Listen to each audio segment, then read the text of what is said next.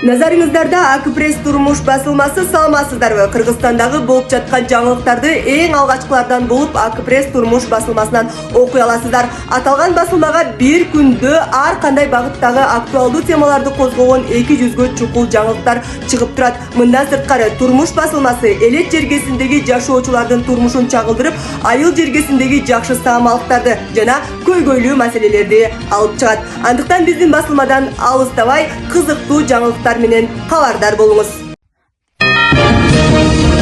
Кезекте биздин үй бүлө жаңылыктары саламатсыздарбы? Айтпаска аргам калбады. Себеби күйөө машина алгандан бери биз машинанын каранында эмес, көлөкөсүндө калдык. Дегеним мага көрсөтпөгөн камкорлугун машинасына көрсөтөт. Машинасынын жүрүшүнө карай кайсыл жагы бузулуп жаткандыгын сезе билет. Эмнеге менин жанымды мындай түшүнбөйт?